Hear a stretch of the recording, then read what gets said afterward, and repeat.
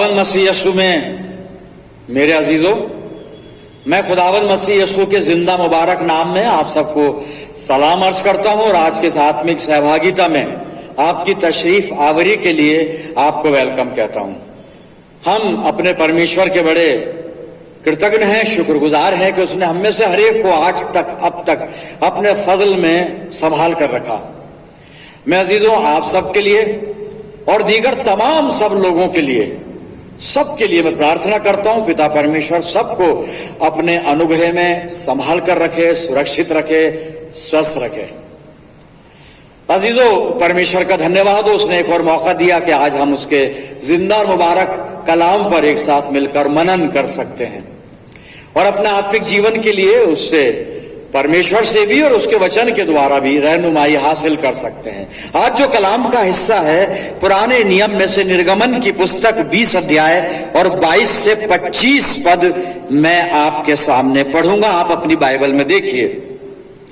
और खुदावंद ने मूसा से कहा, तू बनी इस्राएल से ये कहना कि तुमने जो खुद देखा कि मैंने आसमान पर से तुम्हारे साथ बातें की, तुम मेरे साथ किसी को शरीक ना करना, यानी चांदी या सोने के देवता अपने लिए न गढ़ लेना, और मिट्टी की एक कुर्बान गाह मेरे लिए बनाया करना, और उस पर अपनी भेड़ बकरियों और गाय बैलों की सोख्तनी कुर्बानियां और सलामती की कुर्बानियां चढ़ाना, और जहां जहां मैं अपने नाम की यादगारी कराऊंगा वहां मैं तेरे पास आकर तुझे बरकत दूंगा।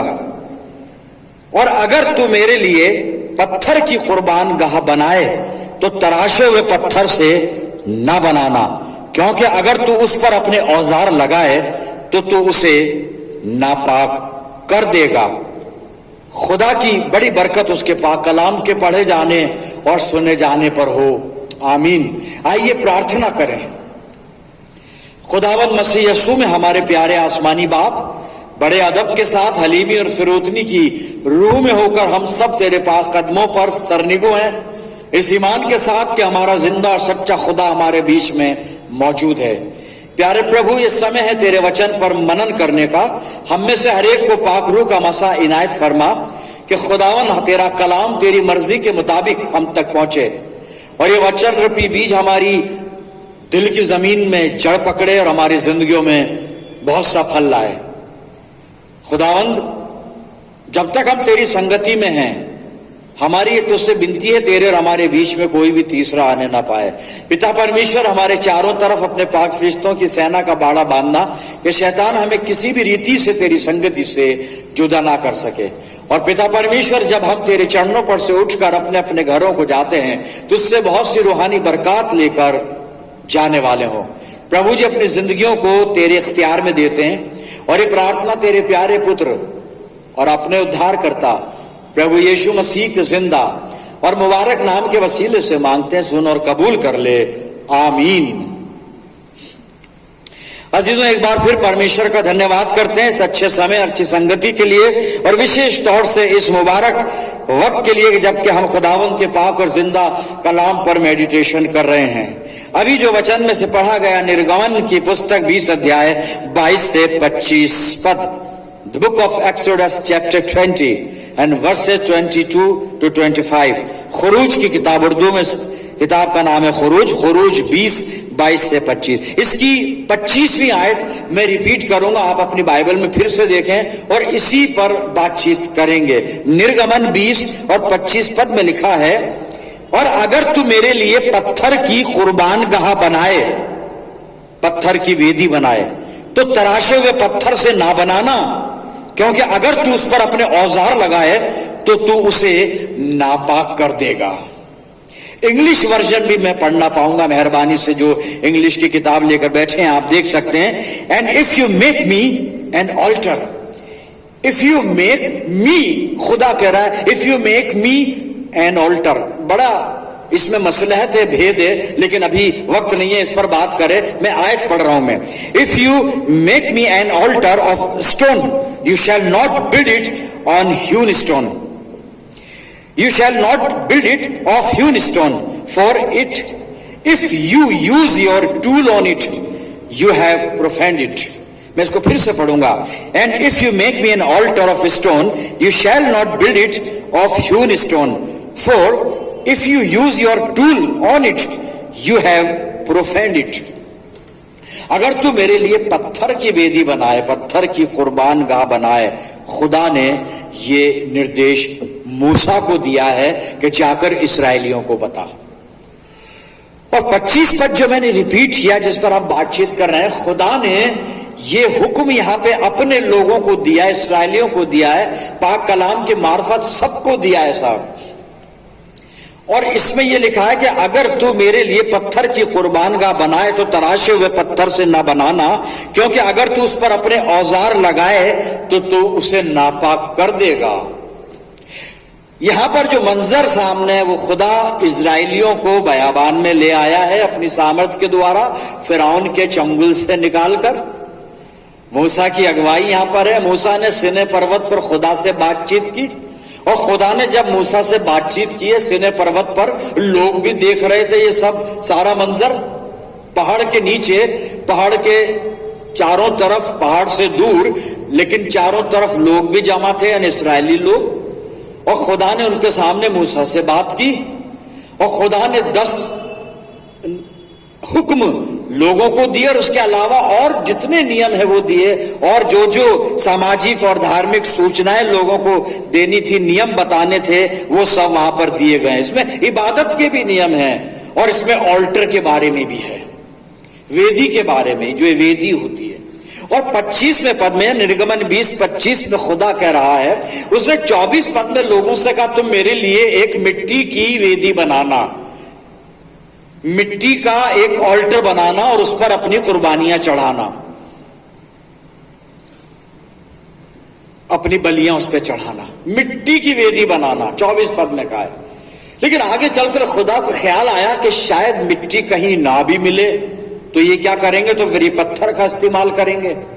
लेकिन जब पत्थर होता है मिट्टी भी होती है, लेकिन फिर भी खुदा ने एक सावधानी के तौर पर इनको निर्देश दिया। 25वें पद में खुदा ने कहा कि अगर, वैसे तो 24वें पद में कहा है खुदा ने कि मिट्टी की वेदी बनाना।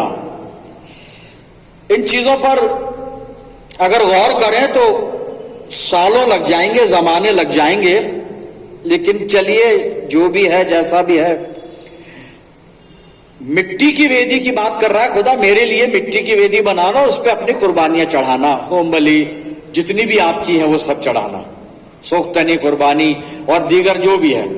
लेकिन 25वें पद में कहता है अगर पत्थर की वेदी तू बनाए, अगर पत्थर की वेदी बनाए, तो अगर का मतलब यह है कि 24वें पद में जो प्रोविजन है वो मिट्टी की वेदी का है। लेकिन चलो कोई बात है, खुदा बड़ा रहीम है, करीम है, और वो हमारी कमजोरियों को जानता है, हमारी लिमिटेशंस को जानता है। और 25वें पद में वो कह रहा है कि अगर तू मेरे लिए पत्थर की वेदी बनाए, पत्थर की कुर्बानगाह बनाए, तो तराशे हुए पत्थर से ना बनाना, तराशे हुए पत्थर से मत बनाना मेरे लिए वेदी, ऑल्टर।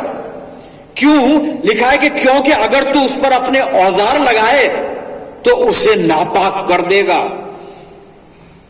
यानी तुम मेरे लिए पत्थर का ऑल्टर बनाओगे। हर चर्च में बना होता है, यहां भी बना हुआ है पत्थर का, मार्बल का, बड़ा खूबसूरत, और इसको तराशा गया है मशीन से या हाथ से, जैसे भी है, तराश कर बहुत खूबसूरत शेप दिया गया है, और सब जगह यही है, हर चर्च में यही है। लेकिन अब बाइबल जो बात कर रही है वो थोड़ा हम लोगों से और हमारे स्टाइल से और हमारे कामों से हटकर बात कर रही है।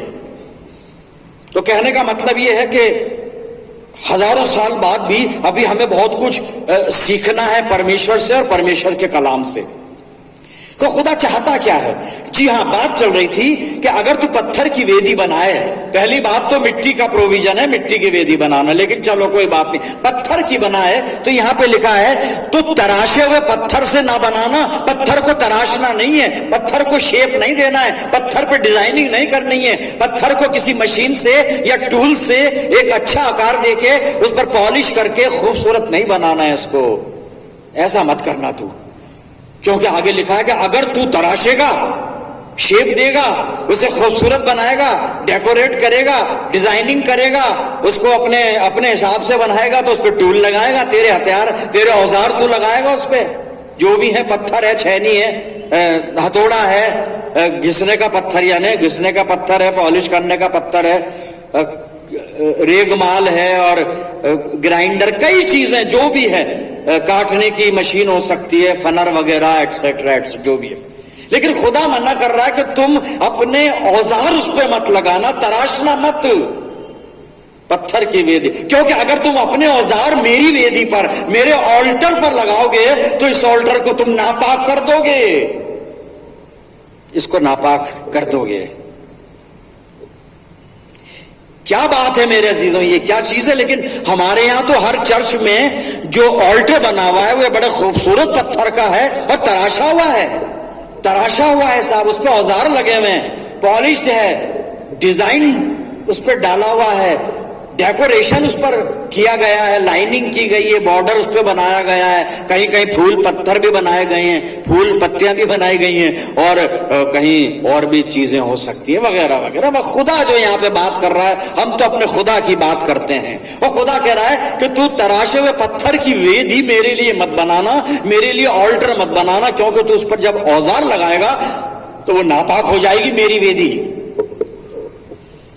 थोड़ा सा आप गहराई में उतरें और सोचें, सब चीजों को दिमाग से अलग करके खुदा कह क्या रहा है और चाह क्या रहा है। खुदा ने कहा क्या था और आगे लोगों ने किया क्या, इंसान ने किया क्या, हमने किया क्या और कर क्या रहे हैं, और खुदा क्या कह रहा है, हम क्या कर रहे हैं, खुदा क्या चाह रहा है, हम क्या कर रहे हैं, हम क्या सोच रहे हैं। खुदा की चाहत में हमारी चाहत में बड़ा फर्क है, जबकि होना नहीं चाहिए।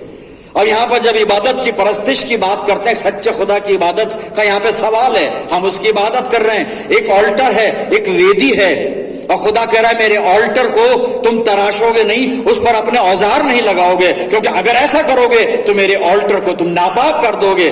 क्यों, क्या बात है, इसको डिटेल से ये खाकसार समझाने की कोशिश करेगा प्रभु की आत्मा की अगुवाई में। मेरे अजीजों, पत्थर को खुदा ने बनाया है और खुदा ने पत्थर बना के दे दिया, और जैसा पत्थर खुदा ने बनाया वो खुदा का बनाया हुआ पत्थर है, वो खुदा ने अपनी इमेज पर उस पत्थर को बनाया है।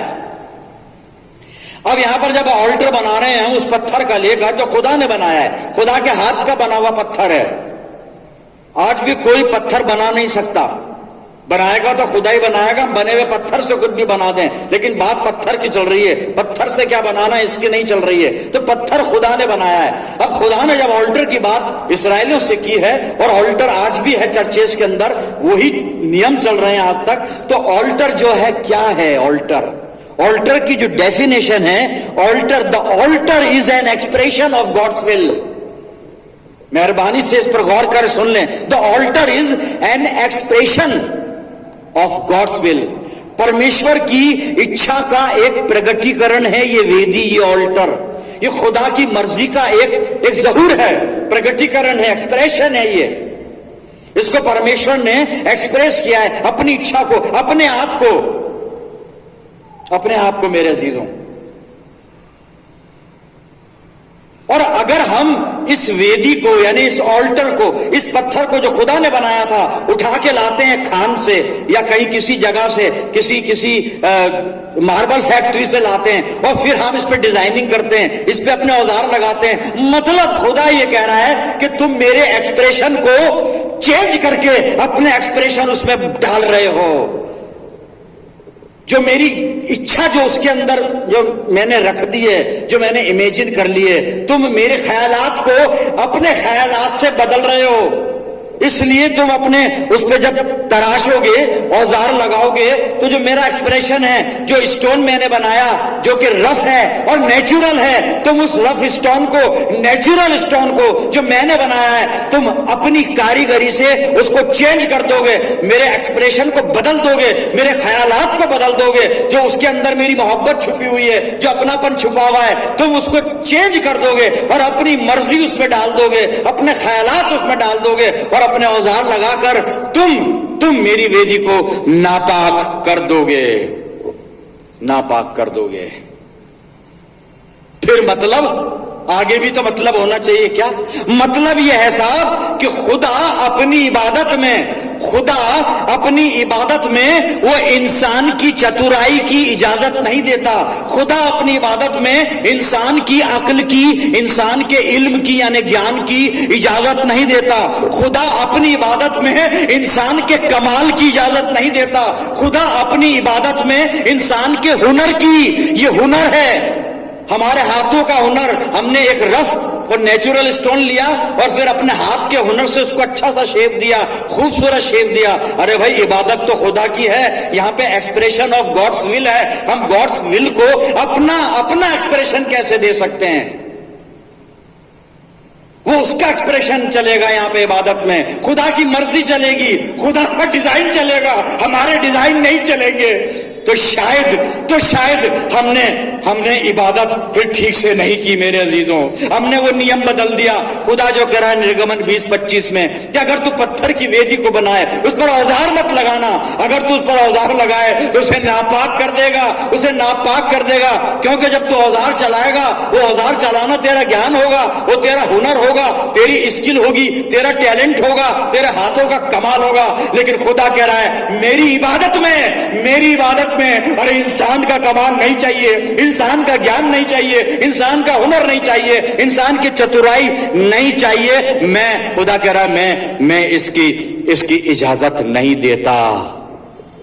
इसलिए खुदा कह रहा है निर्गमन 20-25 में कि अगर तू पत्थर की वेदी बनाए मेरे लिए, उस पर औजार मत लगाना। लेकिन मेरे अजीजों, ये इंसान की अक्ल ये कहती है, इंसान की जो अक्ल है वो ये चाहती है कि क्रूस के सिद्धांतों को, जो खुदा का कलाम है, उसको इस तरह से छांट कर, काट कर ये पेश करे, इस तरह से पेश करे। आज कर रहे हैं बहुत से लोग इस वचन को काट कर, छांट कर, और उसमें क्या क्या जोड़कर, हाय पता नहीं कहां से जोड़कर इसमें, और ऐसे नए नए तरीके से। और वो इसलिए कर रहे हैं, ये मनुष्य की जो अकल है ना, वो ये चाहती है कि हम क्रूस के सिद्धांतों को काट छाट कर, खुदा के कलाम को काट छाट कर और इस तरह से पेश करे कि ये मनुष्य की बुरी कामना को और उसके पतित विचारों को पसंद आने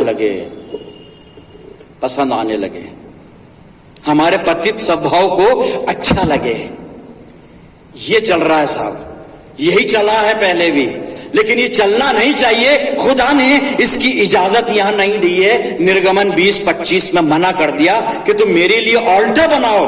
तो इस ऑल्टर पर जो कि पत्थर है, बस पत्थर, नेचुरल स्टेट इसकी रहनी चाहिए, रफ स्टेट, क्योंकि altar is an expression of God's will. अभी बताया मैंने, हम इस एक्सप्रेशन को जो परमेश्वर की है, हम चेंज करने के अधिकारी नहीं है, हमारा हक नहीं है साहब, हमारा हक नहीं है। लेकिन हम मनुष्य ऐसा कर देते हैं, हम ऐसा कर देते हैं साहब, और वो इसलिए करते हैं, हम इबादत में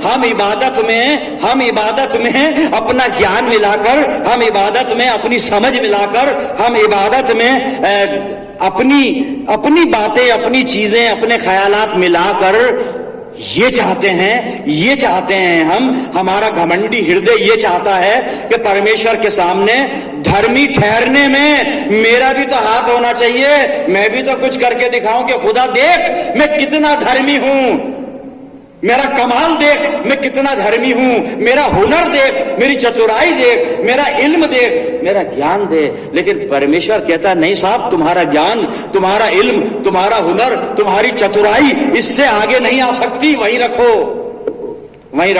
अगर मेरे लिए ऑल्टर बनाए है तो अपने औजार उस पर मत लगाना, अपने औजार मत लगाना, मेरे ऑल्टर पर अपने औजार मत लगाना। साहब, तौबा की गवाही दी जाती है, दीनता की गवाही दी जाती है, अच्छे कामों की प्रशंसा होती है, बहुत सारी चीजें बताई जाती हैं। ये खुदावंद मसीह यीशु की वेदी पर वो औजार हैं जो इंसानों के हैं और उठाए जाते हैं। ये इंसान के औजार हैं जो आज भी वेदी पे उठाए जा रहे हैं, जिसके लिए परमेश्वर ने मना किया, तो अपना औजार मेरी वेदी पर मत लगाना, अगर ऐसा करेगा तो नापाक कर देगा मेरी वेदी को। सवाल सामने आ गया, हमारी वेदी, मैं पूछ रहा हूं, मेरी वेदी, मेरे घर में जो ऑल्टर है मेरी वेदी, मेरे चर्च में जो ऑल्टर है मेरी वेदी, हमारी वेदी, हमारी वेदी आज पाक है या नापाक है, हमने इस पे अपने औजार लगाए या नहीं लगाए, सोचना होगा। अगर अपने औजार लगा दिए तो वो तो बाइबल बता चुकी है क्या करा है हमने। खुदा मना कर रहा है अपने औजार मत लगाना, और ये इसलिए करते हम, अभी मैं बताया हूं कि हमारी कोशिश ये होती है, हमारा जो घमंडी दिल है ना, ये कोशिश करता है कि साहब खुदा के सामने रास्तबाज बनने में, धर्मी बनने में हमारा भी तो हाथ होना चाहिए कि हम कितने समझदार, कितने डेडिकेटेड लोग और कितने अच्छे सीधे शरीफ नेक वगैरह वगैरह जो भी है। ये मेरे अजीजों वही हथियार हैं, ये वही हथियार है जिनके लिए खुदा ने मना किया है, वही हथियार है, वही हथियार है। और ये हथियारों को बड़ी खूबसूरती से पेश कर सकता है करने वाला, पेश कर सकता है। इन हथियारों की जरूरत नहीं है पर पेश कर सकता है, क्योंकि अपने हथियार तो उठाने ही है ना, बहाने से किसी भी तरह से, बड़ी खूबसूरत तरीके से। जादूगरी है साहब, जादूगरी है। मैं कहने को कह सकता हूं मेरे लिए प्रार्थना करें कि मैं ये सेवा करता रहूं ऑनलाइन, मेरे लिए दुआ करें।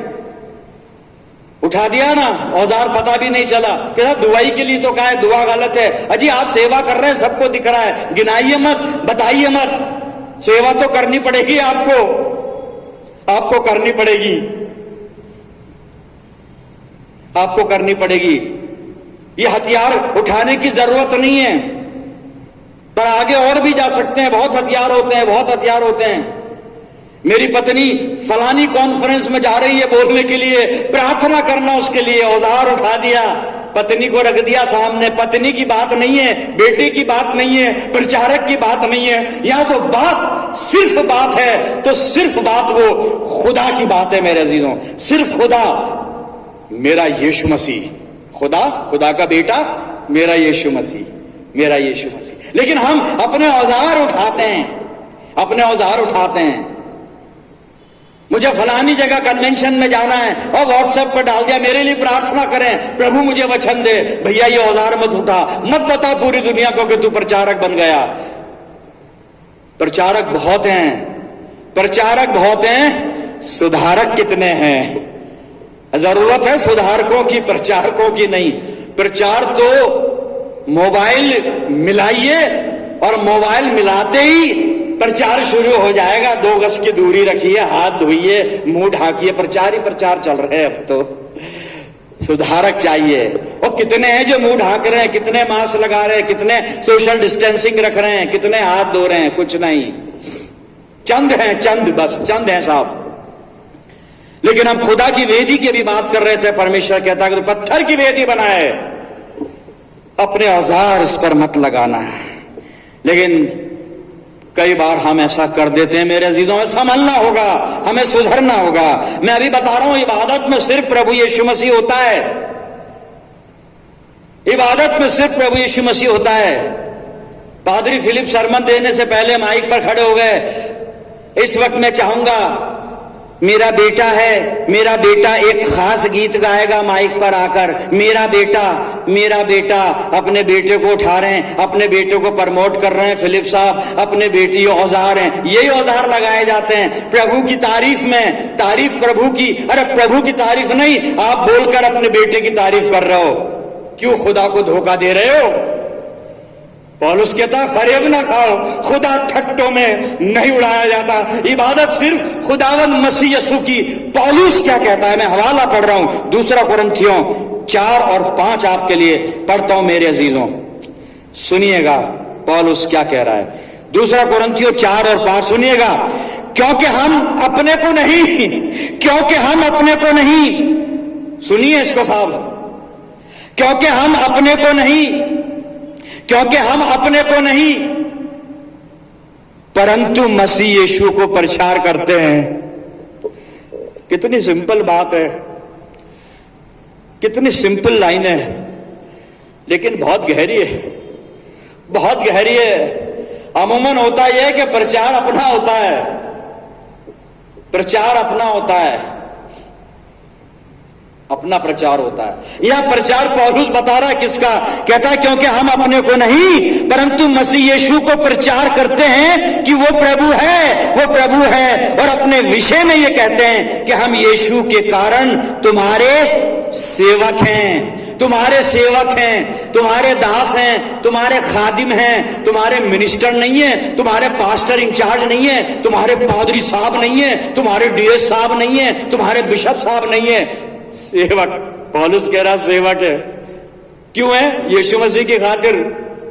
क्यों भाई सेवक क्यों हो? क्योंकि हम अपना नहीं यीशु मसीह का प्रचार करते हैं। इबादत में यही होना चाहिए मेरे अजीजों, क्योंकि हम इबादत प्रभु यीशु मसीह की करते हैं। 3 हवाले पढ़ूंगा, इसके बाद कंक्लूड करूंगा। इबादत के नियम बहुत लिखे हैं बाइबल में, और चंद हफ्ते पहले मैंने एक खास नियम बताया था जो यीशु मसीह ने सामरी औरत को कहा था, खुदा रूह है और जरूर है कि उसकी इबादत करने वाले रूह और सच्चाई से उसकी इबादत करें, वो सब जानते हैं। लेकिन कुछ और भी चीजें हैं। आइए देखते हैं इबादत में करना क्या है, इबादत गाह में क्या करना है। जब ऑल्टर पर वेदी के सामने आ रहे, करना क्या है? सबसे पहले सभोपदेशक की पुस्तक को निकाल लीजिएगा, और मैं इसको पसंद करूंगा उर्दू की बाइबल में से पढ़ूंगा मैं इसको। आप हिंदी की बाइबल में देख सकते हैं, लेकिन वहां पे कुछ वर्जन जो है बड़ा मुझे पसंद आया। सभोपदेशक की पुस्तक और 5 अध्याय साहब, और पहला पद सुनिएगा। सभोपदेशक, उर्दू की बाइबल किसी के पास? वाइस की किताब और 5वां बाब पहला, सभोपदेशक 5 पहला पद सुनिए। इबादत का पहला नियम क्या है? चर्च में आने का नियम। चर्च में आने का भी नियम है, चर्च में आने का नियम। अभी ऑब्जर्व करते हैं बहुत से लोग तो चर्च में कैसे आया जाता है साहब, ये भी नहीं सीखे, माफ कर दें, लेकिन बाइबल बता रही है। सभोपदेशक 5:1, जब तू खुदा के घर को जाता है, जब तू खुदा के घर को जाता है तो संजीदगी से कदम रख। जब तू खुदा के घर को जाता है तो संजीदगी से कदम रख। इसमें कदम भी रखना है तो संजीदगी से रखना है, बड़ा गंभीर होकर। जब तू खुदा के घर में जाता है तो संजीदगी से कदम रख, क्योंकि शिनवा होने के लिए जाना, शिनवा यानी सुनने के लिए, शिनवा होने के लिए जाना अहमकों के ज़बिये गुजराने से बेहतर है। यानी जो मूर्खों की कुर्बानियां होती है ना, उनसे अच्छा यह है कि हम सुनने के लिए जाएं। बेहतर है इसलिए कि वो नहीं समझते कि बदी करते हैं, पाप करते हैं, बुराई करते हैं। और खुदा के घर में जाए तो संजीदगी से कदम रखना, अपने औजार मत लेकर जाना साथ में। लेकिन हम अपने औजार साथ में लेकर जाते हैं, और ऐसे ऐसे औजार लेकर आते हैं चर्च में कि पूरे चर्च में, पूरी इबादत में आधे लोग तो उसको ही देखते रहते हैं, उसके औजारों को देखते हैं, उसके रंग ढंग को, पोशाक को, और वगैरह वगैरह। वो जो भी है, वो ये सोचकर आया कि तुम्हें चर्च में सबसे अच्छा मैं लगना चाहिए, मैं लगूं, हमें सबसे अच्छा यीशु मसीह लगना चाहिए जी। एक और हवाला पढ़ूंगा अब, रोमियो की पत्री 12:1 सुनिएगा। इसलिए हे भाइयों, मैं तुमसे परमेश्वर की दया स्मरण दिलाकर विनती करता हूं कि अपने शरीरों को जीवित और पवित्र और परमेश्वर को भावता हुआ बलिदान करके चढ़ाओ। यही तुम्हारी आत्मिक सेवा है, यही तुम्हारी आत्मिक सेवा है। उर्दू वर्जन में यह हिस्सा इस तरह से है, यही तुम्हारी माकूल इबादत है। इंग्लिश वर्जन में है सर्विस, वही वर्शिप सर्विस, हमारी आत्मिक सेवा। हम अपने आप को जीवित, जिंदा, कैसे साहब जिंदा है पादरी साहब तभी तो आए चर्च और बैठे हैं, नहीं वो जिंदा नहीं, आत्मा में जिंदा, आत्मिक जीवन में जिंदा, रूहानी जिंदगी में जिंदा, जीवित, पवित्र। और नहा क्या है पादरी साहब? नहीं, वो भी नहीं, वो पवित्रता नहीं, नहाने वाली नहीं, नहाने वाली नहीं, पवित्र दिल की पाकीज़गी, दिल की पाकीज़गी और परमेश्वर को भावता हुआ बलिदान।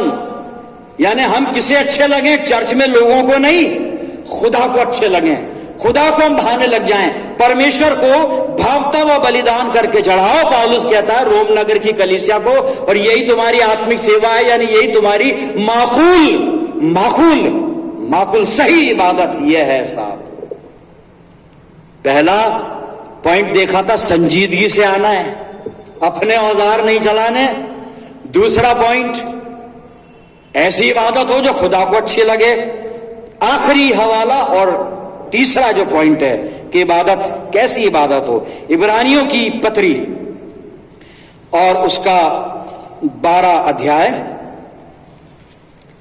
28 पद आपके सामने पढ़ रहा हूं। इस कारण हम इस राज्य को पाकर जो हिलने का नहीं, कृतज्ञ हो। खुदा की बादशाह हमारे नाम कर दी गई है, हमें वारिस बना दिया गया है।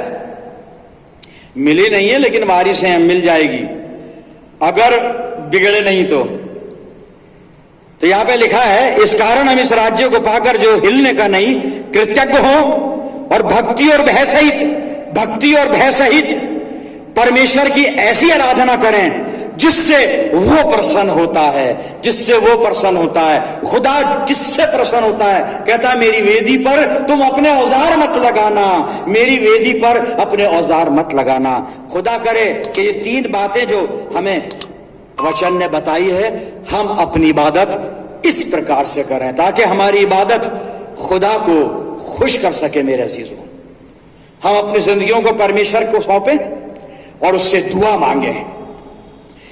खुदावंद मसीह यीशु में प्यारे आसमानी बाप, तेरे बड़े शुक्रगुजार हैं, एक बार फिर तूने हमसे बातचीत की और तेरी इबादत हम किस पाकीज़गी से करें, किस संजीदगी से करें, किस तरह से करें, कैसे करें, ये फिर तूने हमें आज सिखाया। प्यारे खुदावंद, जो कुछ भी तेरे कलाम ने मुझे हिदायतें दी हैं, मुझे और जितने मेरे साथ शामिल हैं, हम सबको पवित्र आत्मा के द्वारा ऐसी अगुवाई दे कि हमारी आराधना ऐसी आराधना हो जिससे तू खुश होता है और हमारे खुदावंद मसीह यीशु को, हमारे प्रभु यीशु मसीह को महिमा मिले। प्रभु यीशु मसीह को महिमा मिले। प्रभु यीशु मसीह को महिमा मिले। पिता परमेश्वर, मैं दुआ करता हूं जितने इस प्रार्थना में मेरे साथ जुड़े हुए हैं, इन सब अजीजों पर तेरी शफकत, रहमत और बरकत का साया हमेशा बना रहे। परम पिता परमेश्वर, हम सब मिलकर दुआ करते हैं एक बार फिर कोरोना की महामारी के लिए। पहला दौर खत्म हुआ, दूसरा दौर खत्म हुआ, लेकिन खुदावन तीसरे दौर का आगाज हो गया। आए बाप आसमानी, हमें नहीं मालूम आगे क्या है, क्योंकि हकीकत में हम तो कल के बारे में भी नहीं जानते, तू जानता है। पर हम दुआ करते हैं खुदावन के हम गुनाहगार लोगों पर अपने रहम को बना के रखना, प्यारे खुदावंद, और इस थर्ड स्ट्रेन से सुरक्षित रखना। हमें नहीं, सबको प्रभु, अपने लिए नहीं, हम सबके लिए प्रार्थना करते हैं, सबके लिए, मानव जाति के लिए दुआ करते हैं। प्रभु सब पे दया कर पिता परमेश्वर। हमारे पापों का हमें एहसास है खुदावंद, बिल्कुल हम कबूल करते हैं, हम गुनाहगार हैं और सजा के मुस्तहिक है प्रभु जी। अब जो तेरी इच्छा है प्रभु, हमें दंड दे सकता है। हम तेरे बेटे कहलाने के लायक तो नहीं हैं, लेकिन खुदावंद तेरे दास तो बन सकते हैं, नौकर बन सकते हैं। हम पे रहम कर, दया कर प्रभु जी। अपनी जिंदगियों को तेरे इख्तियार में देते हैं पिता परमेश्वर। हमारी रहनुमाई फरमाना, हमें गुनाह के हर दलदल और कीचड़ में से निकालना, तैयार करना हमें कि हम तेरी ऐसी इबादत करें जिससे तू खुश होता है। प्रभु जी, अपना सब कुछ तेरे हवाले करते हैं और ये दुआ तेरे प्यारे इकलौते बेटे और अपने उद्धार करता प्रभु यीशु मसीह के जिंदा और मुबारक नाम के वसीले से मांगते हैं। सुन और कबूल कर ले, आमीन। अब हमारे प्रभु यीशु मसीह का अनुग्रह, पिता परमेश्वर का प्रेम, पवित्र आत्मा की सहभागिता हम में से हर एक के साथ, तमाम ईमानदारों के साथ, हमारी सब कलीसियाओं के साथ अब से लेकर हमेशा तक होती रहे। आमीन।